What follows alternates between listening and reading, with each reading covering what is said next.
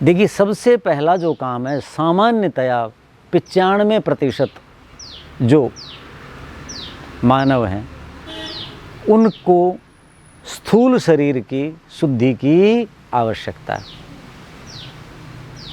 बहुत कम, 5 भी क्या 2% ही होंगे जिनका स्थूल शरीर शुद्ध होगा।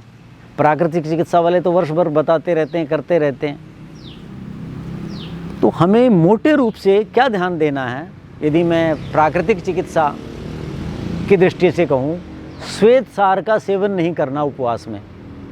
श्वेत सार, श्वेत मानी सफ़ेद है, सार जिसका, जैसे चीनी, जैसे खांड, जैसे मैदा, जैसे आलू, ये आप उपवास कर रहे हैं और इन चीज़ों का सेवन कर रहे हैं तो आपको लाभ बहुत कम हो रहा होगा, हानि भी हो सकती है। श्वेत सार वर्ष भर ही कम लेने चाहिए। और उपवास जो हम करते हैं नवरात्र में, वो इसीलिए करते हैं कि ये तो लेने ही नहीं है, क्योंकि श्वेत सार सबसे ज़्यादा क्या करते हैं, कफ और पित्त पैदा करते हैं। और दोनों जो नवरात्र हैं हम उसी के निमित्त तो करते हैं कि वासंती नवरात्र में कफ कुपित हो जाता है, वो सम हो जाए, उसका शमन हो जाए, और वहाँ पित्त का शमन करने के लिए करते हैं शरद ऋतु में, जो सितंबर अक्टूबर में आते हैं। तो सबसे पहले इस चीज़ को समझ लें। अब उसमें सुश्रुत क्या कहते हैं, इस ऋतु में क्या लेना चाहिए, यव मुद्ग मधु प्रायम वसंते भोजनम हितम। भोजन की बात कर रहे हैं वसंत ऋतु की, तो वसंत ऋतु में उपवास कर रहे हैं, तो भोजन में जो नहीं कर पाते, कम से कम उपवास में तो कर लें इसको। क्या लिखा है, यव जो, मुद्ग मूंग, और मधु प्रायम, मतलब इन खाद्य पदार्थों की जिस भोजन में अधिकता हो वो भोजन वसंत ऋतु में हितकारी है। अब इसके पीछे सिद्धांत क्या बताया आयुर्वेद का, कि कफ है, जो है उसमें कषाय रस है, जो में क्या है, कषाय रस है, रुक्षता पैदा करता है। कफ किसका नाम है, तरलता का नाम है।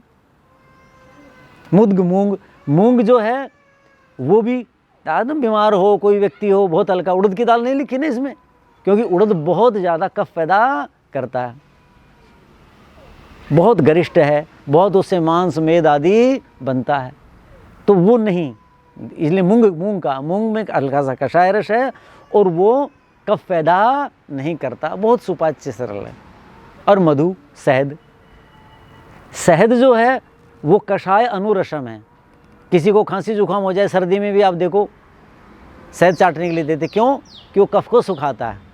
जो मोटे लोग हैं उनको क्या कहा जाता है, आप शहद का सेवन करें, क्यों, कि वो जो शरीर में मोटापन क्या है, कफ का नाम है, कफ जो धातु है वो बढ़ जाती है, उसी का नाम मोटापन है। तो ये जो है वसंत ऋतु में, इसका मतलब क्या है, नवरात्र में जो अन्न गरिष्ठ चीज़ खा रहे थे, अन्न, वो छोड़ करके जौ का सेवन करें, जौ का दलिया ले लें, जौ की में कुछ मूंग की दाल, खिचड़ी डाल करके ले लें, मूंग की दाल ले लें। सबसे उत्तम तो क्या है, आपने देखा होगा, अब इस रहस्य को पता नहीं हमारी मातृशक्ति ज़्यादा जानती हैं कि नहीं, कि जो पूजा के लिए घड़ा रखा जाता है नवरात्र में, उसके मिट्टी में, रेत में क्या डालते हैं, मिलाते हैं, जौ मिलाते हैं। वो यही तो है, वो मंदिर के पुजारी जी ने बताया तरीका। यदि वैद्य बताते, मेरे जैसा कोई आचार्य बताता, तो ये लोग नहीं मानते। वो पूजा से जोड़ दिया तो वो किया जाता है। अब वो क्यों किया जाता है, या तो जौ का सेवन करो, उपवास करना, भाई अन्न नहीं खाना, तो क्या करो, जवारे नाम है उसका, जवारे जौ के होते हैं, गेहूं के नहीं। कोई कहेंगे जी गेहूं के जवारे, ये ऐसे ही है जैसे तेल, तिल से जो निकलती है स्नेह, उसको तेल कहते हैं, लेकिन सरसों वाले को भी कहने लग गए। तो ऐसे ही जवारे गेहूं के नहीं होते, वो जौ के ही हैं। तो क्या करें, वो जो रखा जाता है उसके पीछे भी विज्ञान है कि आप उपवास करेंगे और उपवास के बाद जब 2, 3, 4 दिन हो जाएंगे, कोष्ठ आपका साफ हो गया, उसके अंदर अन्न आदि नहीं है। कोष्ठ तो समझते हैं ना, हमारी आते हैं पाचन संस्थान। लेकिन 10 साल पुराना, 20 साल पुराना, 30 साल पुराना आंतों के अंदर मैल संग्रहित रहता है, पॉकेट बनी हुई होती हैं। वो उनसे पूछिए प्राकृतिक वाले, कठोर पत्थर जैसा भी निकलता है, ऐसा हो जाता है। तो उसको निकालने की सामर्थ्य किसमें है? जौ के जवारे में। लेकिन इस ऋतु में, वसंत ऋतु में जौ के जवारा कम लें। लेकिन वो जो ऋतु आएगी शरद ऋतु, सितंबर अक्टूबर वाले आश्विन शुक्ल पक्ष से जो हम करते हैं, उस समय जौ के जवारे ज़्यादा लेने चाहिए। क्यों? जौ शीतल होता है और उस समय पित्त होता है, उस पित्त की गर्मी को शांत करने के लिए। और फिर वो आंतों को भी बहुत बढ़िया साफ करेगा और वो करेगा। लेकिन इस ऋतु में भी हानिकारक नहीं है, हानिकारक नहीं है। तरीका क्या है कि उसके हल्के से टुकड़े से कर लें, या अपने मुख में, कच्चा तो होता ही है, गेहूं की अपेक्षा थोड़ा रूक्ष होता है, कर्कश होता है। तो वो जब आप लेंगे तो जितना आप उसको चबा करके ले सकें ले लें, और जो उसका भाग रह जाएगा, रेशे आदि, वो बाहर फेंक सकते हैं। कुछ लोग हैं कि भाई मैं थोड़ा सा अन्न लेता हूँ, मेरे से तो इतना उपवास नहीं होता, जैसे मूंग की दाल ही बना ली, दलिया ही बना लिया कि भाई मैं रोटी नहीं खाऊंगा, सब्जियां नहीं खाऊंगा, विदाही अन्नपान, मिर्च मसाले आदि, कटु, लवण, अम्ल, रूक्ष, विदाही, ये चीज़ें खाने का नियम नहीं है, तो वो छोड़ें। नमक का भी है। अब देखो इस ऋतु में आपने देखा होगा माताएं या उपवास वाले क्या कहेंगे, वही सेंधा नमक खा लेंगे। तो सेंधा नमक क्यों खाया जाता है बताइए?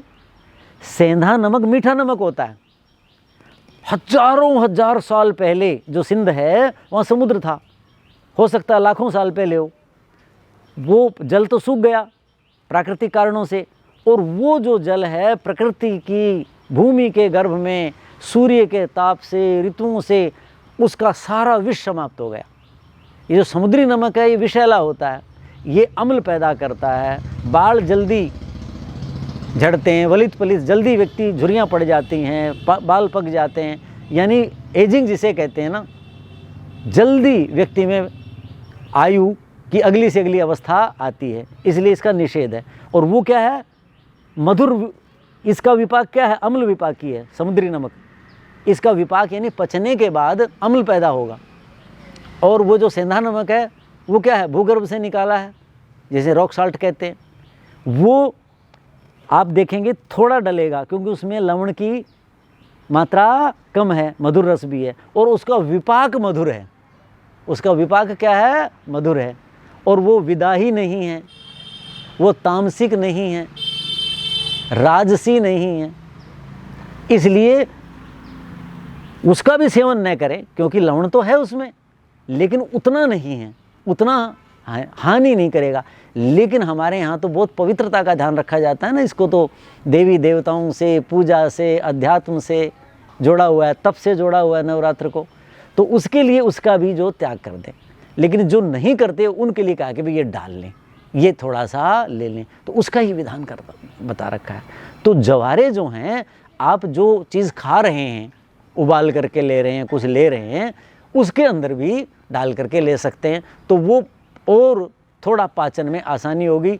जो उसका रेशा है वो जाएगा, रेशा ही तो बड़ी आंतों को साफ करेगा, और उसका जो सार भाग है, रस है, वो आंतों पिएंगी और उसको छुड़ाएंगी। जो पहले से भी श्लेष्मा, चिकनाई आंतों पे लगी हुई है, जिससे रोग होते हैं तरह तरह के, रक्त में वो चला जाता है, उन सब को ये साफ कर देता है। तो इसलिए वो जो का उसमें विधान है। मैं नहीं कहता ये मैं जो बोल रहा हूँ ये 100% सही बात है। मैंने जो आयुर्वेद लोक को देखा, अनुभव किया, उसके आधार पर मैं ऐसी ये व्याख्या कर रहा हूँ। अब जो मूंग की बात कही थी, मूंग में भी मेरा कहने का मतलब दाल की अपेक्षा मूंग को आप क्या करें? अंकुरित कर लें, और अंकुरित का सेवन करें। एक तो वो सजीव हो गया, जीवन आ गया उसमें, और फिर वो अंकुरण हो गया, तो उससे क्या होगा कि वो जो कोष्ठ शुद्धि है, अमाशय, पक्वाशय की, और विशेषकर बड़ी आंतों की, जहाँ ज़्यादा विकृतियाँ होती हैं, विकार ज़्यादा होते हैं, उसकी शुद्धि के लिए ये बहुत अच्छा है। जो अन्न बिल्कुल सेवन नहीं करना चाहते वो ऋतु के अनुसार फलों का सेवन करें, लेकिन उसमें ज़्यादातर फल ऐसे होने चाहिए जो सुपाच्य हों। उपनिषद में आता है, छंदोग उपनिषद का शायद ये मंत्र है कि आहार शुद्धौ सत्व शुद्धि, सत्व शुद्धौ ध्रुवा स्मृति। आहार शुद्धि होगी तो सत्य, सत्य किसे कहते हैं? जो दृश्यमान नहीं है, अंदर अदृश्य, यानी आपका सूक्ष्म शरीर कह लीजिए या आपके अंतःकरण कह लीजिए, उसकी शुद्धि होती है। फिर आपकी बुद्धि, स्मृति, सारी चीज़ें ठीक होंगी। बच्चों को भी करना चाहिए, उनकी बुद्धि शुद्ध होगी, शरीर ठीक होगा तो। सारे साल भर अन्नपान विदाही खा लेते हैं, तामसिक खा लेते हैं, उससे बचाव रहेगा। अब जो व्रत के बाद, उपवास के बाद व्रत करते हैं, अब देखो जिसका शरीर शुद्ध हो गया, जिसका मन जो है पहले से निर्मल हो गया, जिसकी बुद्धि में शुचिता आ गई, पहले की अपेक्षा वो निर्मल हो गई, तो ऐसी में आचार्य लिखते हैं कि सात्विक भावेन कृत संकल्प है। सात्विक अन्नपान किया, चंद्रिका में बैठ करके जाप किया, चंद्रिका में बैठ करके भजन कीर्तन किया, तो जब ऐसे सात्विक भाव से मन क्या होता है? संकल्प विकल्पात्मकम मन है, संकल्प और विकल्प करता है ये मन, ये करता है, तो ये स्थिर हो जाता है, इसकी चंचलता कम हो जाती है। श्री कृष्ण से पूछ रहे हैं ना अर्जुन गीता में, चंचलम ही मन कृष्ण प्रमाथि बलवदृढ़म। मुझे तो ये बहुत मथ डालता है, ये क्या करता है? कहते तस्य हम निग्रह मन्ने वायु रे सुदुष्कृतम। वायु को वश में कर सकते हैं, मेरे बस का नहीं है। श्री कृष्ण कहते हैं हाँ बिल्कुल बिल्कुल, लेकिन अभ्यासेन कौन्तेय वैराग्येण गृह्यते। पहले अभ्यास करो, तो अभ्यास क्या है? ये व्रत उपवास है, ये कम लूँगा, ये नहीं लूँगा। जब आप ये व्रत करते हैं, कब करते हैं? उपवास पूर्वक व्रत करते हैं। एक आप समोसा खा करके कहोगे मैं व्रत करूँगा, अल्लम गल्लम कहा करते हैं हम, ये जो पानी चटपटा सा डलता है, उसमें एक गोल गोल सा होता है, और ये निरी चीज़ें जो रेडियो पे बिक रही हैं, जो संसार बावड़ा हो रहा है जिसके पीछे, विशेषकर बच्चे, बड़ी उम्र के लोग भी बुरा हाल है, वो सब तामसिक चीज़ें हैं, विदाही हैं। और फिर रखी हुई जिसमें अम्ल पैदा हो जाता है, वो तो विकार ही है ना, अम्ल तो अल्कोहल पैदा हो जाता है उनमें, किसी में कम किसी में ज़्यादा।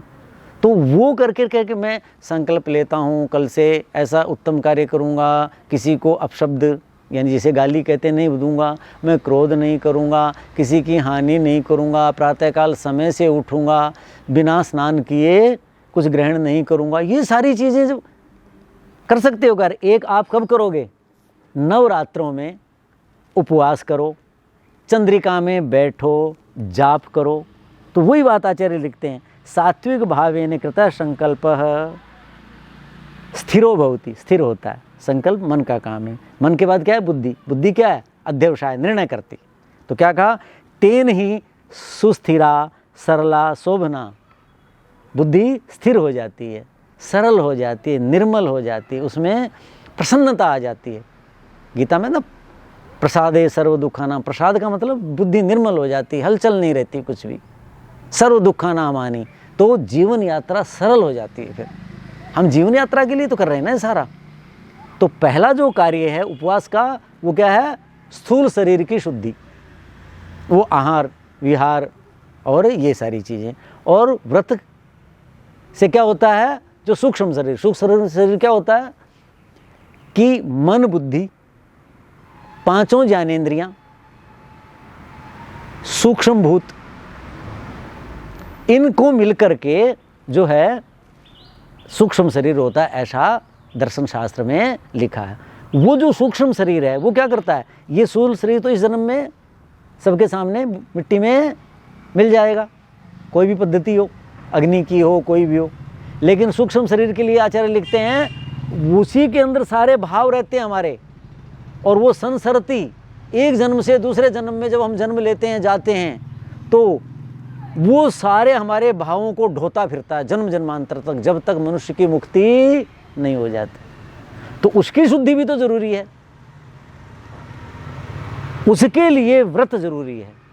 वहाँ कालिदास क्या लिखते हैं? माता पार्वती तप करती थी, तो क्या कहते हैं कि जब व्रत उपवास व्रत पूर्वक जब पारणा विधि करती थी, पारणा विधि किसे कहते हैं? नए लोगों के लिए बता दूं कि जब हम कोई भी, जैसे उद्यापन कह देते हैं लोक भाषा में, पारणा विधि कहलाती है वो। यानी जो आपने व्रत किया, उपवास किया, व्रत किया और उसका समापन जो है उसको पारणा विधि कहते हैं। उसके बाद भी एकदम कुछ नहीं खाना, कि लोक में क्या कर रहे हैं लोग, जिस दिन उपवास खत्म हो गया उसके बाद खूब भारी चीज़ें खा लेते हैं, घरों में देखने को मिलता है, तली हुई चीज़ें खा रहे हैं, ये तो हानि हो गई। आप देखो कोई लोग भूख हड़ताल करते हैं और करते हैं, उनको पहले क्या पिलाते हैं चिकित्सक, वो तो विशेषज्ञ हैं, जूस पिलाते हैं कि इतने दिन से अंदर कुछ नहीं खाया, बीमार हो जाएगा। तो सुपाच्य अग्नि पाचक रस कार्य नहीं कर रहे तो थोड़ा थोड़ा देते हैं। तो ये वही चीज़ है, वो उसके पीछे भाव भिन्न था, दबाव था, हिंसा का भाव था कि किसी को मैं दबा लूँ, अपनी बात मनवा लूँ, उसके पीछे ये भाव है, स्वार्थ है। कई अच्छे भाव के लिए भी हो सकता है, लेकिन है तो वो मार्ग अच्छा नहीं है, हम अपनी बात मनवाना चाह रहे हैं ना। ये जो व्रत उपवास हैं इसमें क्या है, सात्विकता है, तप है, भक्ति है, ये अनुष्ठान है। इसमें जब हम व्रत उपवास करते हैं तो उसके बाद धीरे धीरे अपना अन्नपान आदि बढ़ाएं जठराग्नि के अनुसार, नहीं तो ये व्यर्थ हो जाएगा। लोग क्यों करते हैं, लाभ के लिए कर रहे हैं ना, देवी की कृपा हो जाएगी, उसकी हो जाएगी, उसके कारण ये जैसे तैसे किया और फिर खा लिया ना। पंडित जी को आयुर्वेद आचार्य जी ने इसलिए कहा था कि जी आपका कहना मानते हैं ये, तो आप इनको थोड़ा कर्मकांड इसका बना दो और ये बता दो, नहीं तो ये बहुत बीमार होते हैं लोग, और हम नहीं चाहते कि रोगी हों लोग, स्वार्थी तो थे नहीं वैद्य लोग।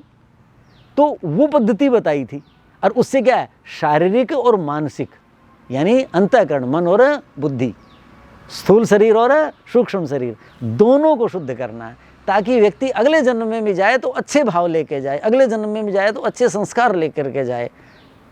बोलो आचार्य शंकर, आचार्य दयानंद, महात्मा बुद्ध, महावीर स्वामी, रामानुजाचार्य, कितने संत हुए हैं जो, गुरु नानक देव जी, और ये सब क्या थे, कोई एक जन्म की है क्या, कितने छोटी उम्र में ही कुछ। तो वो सूक्ष्म शरीर पिछले जन्म जन्मांतरों के भावों को, संस्कारों को ढोता है, तो उसको भी करना है, तो उनसे ये करना है। जो मैं माता पार्वती की बात बता रहा था, तो वो क्यों करते थे हमारे यहाँ, इसलिए करते थे जो अभी प्रयोजन बताया, तो वो तब करती थी। ठीक है, नवरात्र तो सामान्य लोगों के लिए बताए ना, आम जो व्यक्ति हैं जो थोड़े से अन्नमय कोश से ऊपर उठ गए, प्राणमय, वो सोचने लगता है, मनोमय वाला और थोड़ा विद्वानों के, साधु महात्माओं के, आचार्यों के पास जाता है, विज्ञानमय वाला तो किसी ऋषि मुनि के पास जाऊं, अध्यात्म के पास जाऊं और मैं ऊपर हो जाऊं, मोक्ष तक पहुंचूं। तो वो जो व्यक्ति हैं वो 2 समय उपवास करते हैं, ऐसा नहीं करते। कि जो वासंती नवरात्र है, वसंत ऋतु, इससे पहले जो हेमंत शिशिर गई उसमें शरीर में कफ बढ़ता है, प्रकृति से ही बढ़ता है, उसकी वृद्धि होती है। अब वो सूर्य की किरणों से वो पिघलता है और सारे जाता है। तो हमने इस ऋतु में वो खाद्य पदार्थ नहीं लेने, जैसे दही नहीं लेना, जैसे घी नहीं लेना, खोया नहीं लेना, मैदा नहीं लेना, मीठी चीज़ें, गोरस और इक्षुरस, गोरस गाय का दूध को गोरस कहते हैं आयुर्वेद में, और उससे बने पदार्थ वो कफ को बढ़ाते हैं, इक्षुरस ईख और उससे बने पदार्थ ये नहीं लेने हैं। जैसे फल भी मैंने क्या कहा कि जिनके अंदर बहुत ज़्यादा मधुरता है वो नहीं लेने, वो कब लेने हैं, सितंबर वाले में लेने हैं। इस ऋतु में वो लेने हैं जिनमें मधुरता कम हो, जिससे कफ कम बनता हो, जिसमें रेशा ज़्यादा हो, जिसमें कषाय रस हो। जैसे अमरूद है वो ले लीजिए, अमरूद का छिलका देखिए क्या होता है, कषैला होता है, तो इस ऋतु में आप वो सेवन करें। इस ऋतु में केला नहीं खाएं, केला तो उस ऋतु में भी नहीं खाना, इसमें भी नहीं खाना, बहुत श्वेतसार होता है उसके अंदर, बहुत गरिष्ठ होता है, वो नहीं खाना। किन्नू संतरा आ रहा है वो आप ले सकते हैं, लोकाट आ रहा है आप वो ले सकते हैं, लेकिन लोकाट का ध्यान रखना है, लोकाट अभी आएगा, जब नवरात्र आ जाएंगे तब वो आएगा, लेकिन वो अम्ल बहुत होता है। तो जो पूरा जब पक जाए, पूरा लाल हो जाए, अम्ल तो रहे लेकिन मधुर रस अम्ल को दबा ले, तो वैसा लेना है। अन्न मैंने बताया ही कि मूंग है, जौ है, या शहद भी ले सकते हैं, लेकिन शहद को नवरात्र में मैं उचित नहीं मानता। क्यों? शहद जो है वो हिंसा है, शहद जो है वो उनका है, उन्होंने इकट्ठा किया हुआ है, पता नहीं किस रूप में किसने संग्रह किया हुआ है, तो वो उसको प्राप्ति करने के लिए हिंसा होती है। और हम नवरात्र जैसे अध्यात्म के पावन जो अनुष्ठान कर रहे हैं उसमें हम वो लें तो वो उस अनुष्ठान के अनुरूप नहीं है। आयुर्वेद की दृष्टि से अच्छा है, लेकिन अध्यात्म की दृष्टि से शायद अच्छा नहीं। साधक की दिनचर्या कैसी हो? कब उठे, कब विहार करे, कब सोए? अध्यात्म वाले व्यक्ति हो, गीता में आता ना, या निशा सर्वभूतानाम तस्याम जागृति संयमी यस्याम जागृति भूतानी सा निशा पश्यतो मुने। उसका सीधा अर्थ तो अलग है कि योगियों की जो रात है सामान्य मनुष्यों का वो दिन है, सामान्य मनुष्यों का जो दिन है योगी की वो रात है। लेकिन इसका आध्यात्मिक अर्थ है, क्योंकि वहाँ स्थिर बुद्धि ऋषि की बात हो रही है दूसरे अध्याय में, तो वही चीज़ यहाँ लागू होती है। जो सारे लोग नवरात्र कर रहे हैं सब एक जैसे नहीं हो सकते।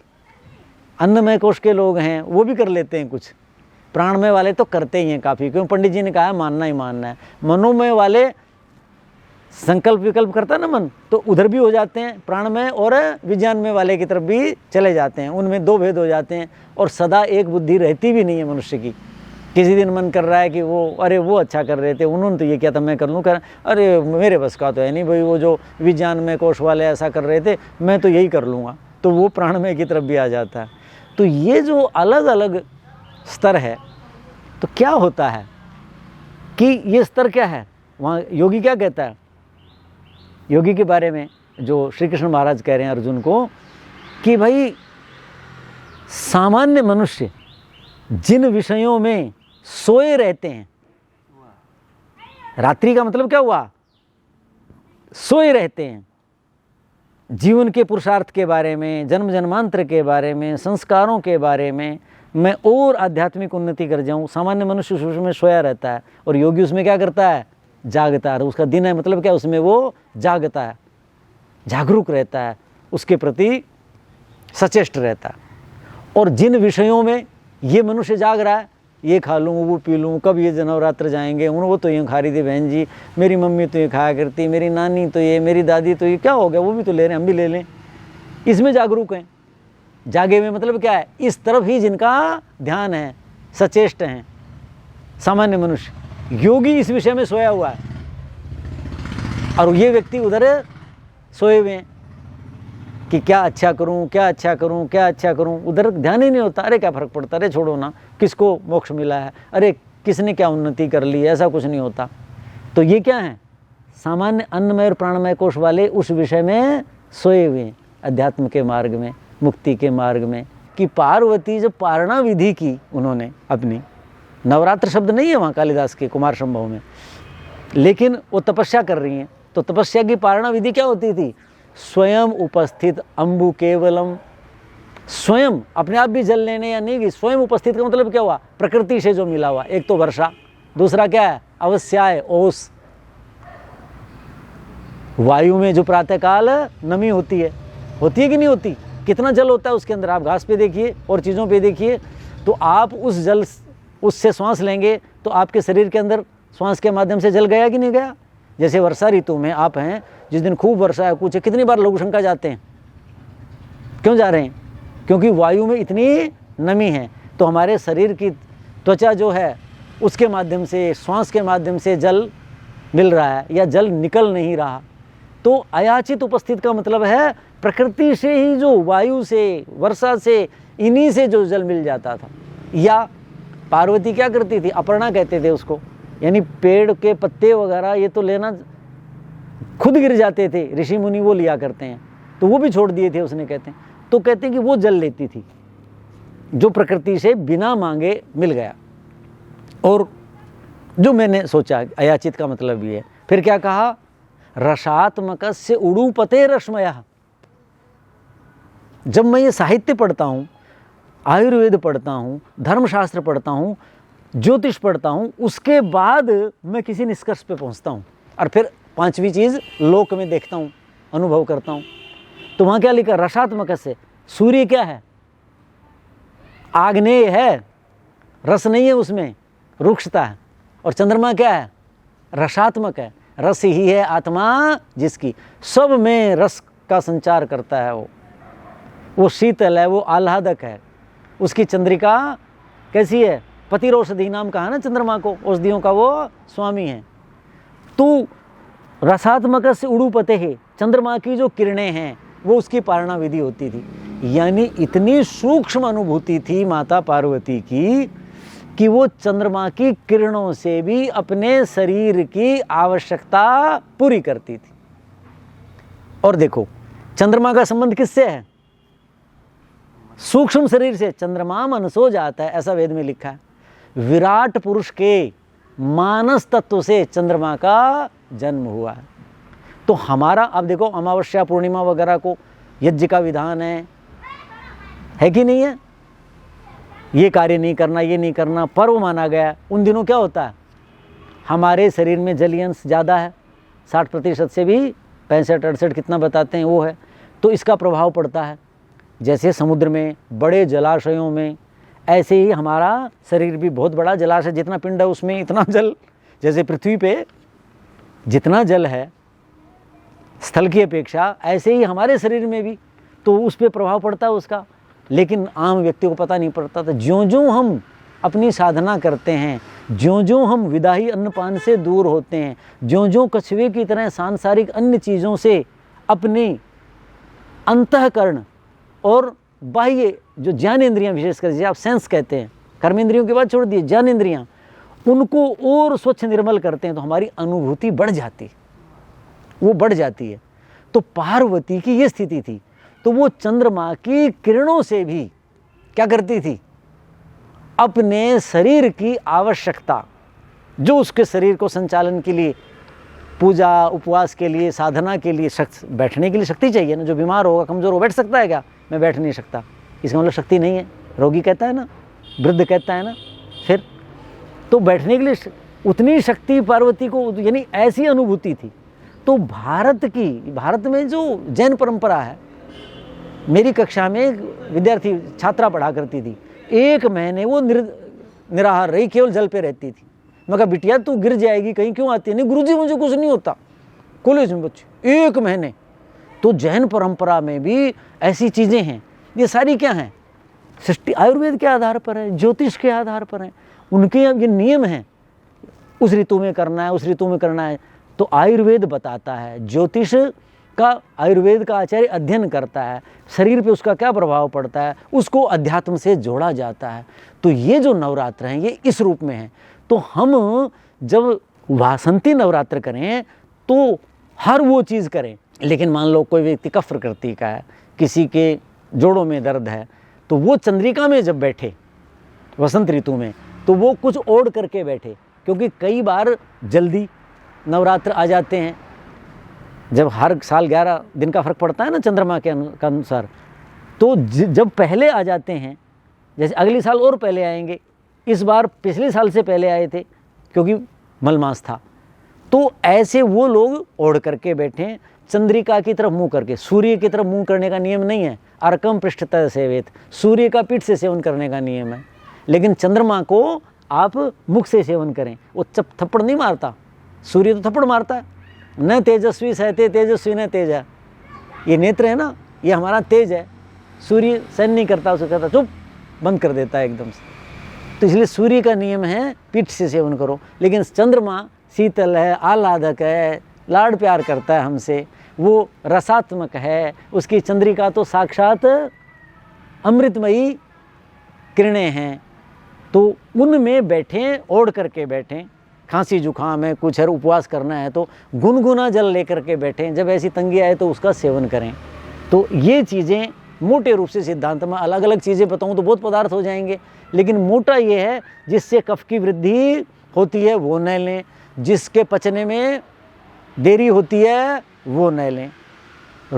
ऐसी चीज़ लें जो कषाय रस वाली हैं, जो कफ को सुखाती हैं, ऐसी लें जिनके अंदर मधुर रस नहीं है। दूध से बने पदार्थ न लें, आलू तो लेने की चीज़ है ही नहीं। इसका अध्ययन करेंगे हम आयुर्वेद की दृष्टि से, ज्योतिष की दृष्टि से करेंगे। मेडिकल, आज के मेडिकल साइंस, जिसका मैं अभी बताने जा रहा हूँ आगे, कि आज की मेडिकल साइंस क्या करती है। इसमें नोबेल पुरस्कार मिला है जापान के वैज्ञानिक को फास्टिंग पर। और हम देखते रह गए बावड़े, जो इतनी परंपरा से चले आ रहे हैं। शोध की ज़रूरत है, तो वो उन्होंने क्या बताया है उस पर विचार करेंगे। तो मैं कहता हूँ कि ये चीज़ें होनी चाहिए।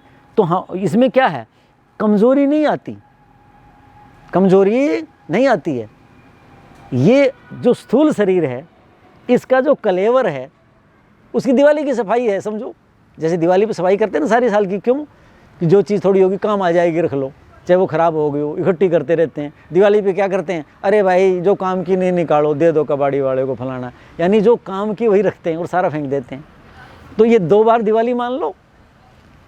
जो अध्यात्म की बात नहीं करते वो ये जो स्थूल शरीर है उसकी शुद्धि के लिए उपवास करो, चंद्रिका में बैठो और ये करो। इससे क्या होता है, एजिंग अंग्रेजी में जो कहते हैं। डॉक्टरों से मेरी बात हो रही थी तो मैं कहा जी एजिंग की, हमारे यहाँ इसको कहा है वयः स्थापनम।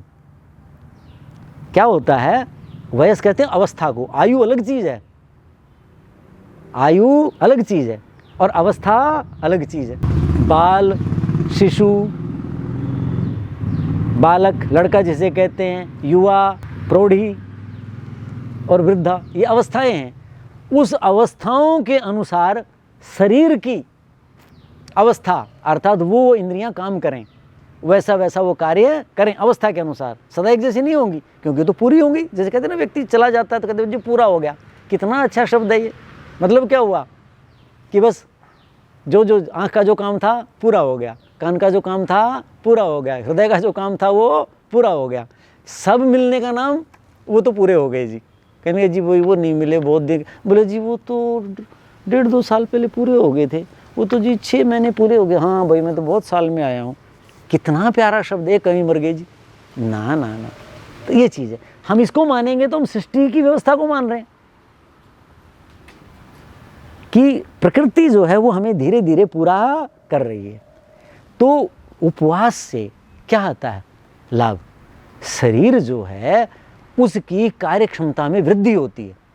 क्यों? उसके अंदर जो विकार आ गए थे, काम के कारण आ गए थे, क्रोध के कारण आ गए थे, काम का मतलब कार्य जो हम करते हैं, थक गए, बिन इच्छा के कर रहे हैं, जबरदस्ती थोप दिया गया है, क्रोध आ गया है, सांसारिक कष्ट हैं जिसे संसार ताप कहते हैं जो हमें तपाते हैं, प्रतिकूल परिस्थितियां हैं, ऋतुएं हैं, उचित चीज़ न प्राप्ति होती, उससे शरीर में क्या आ जाता है, समय से पहले विकृतियां आ जाती हैं। उपवास करने से धातुएं सम होती हैं, मल शांत होते हैं। अभी मैं आयुर्वेद का बताऊंगा कि अष्टांग हृदय के जो वाग्भट्ट हैं, चरक हैं, वो क्या कहते हैं।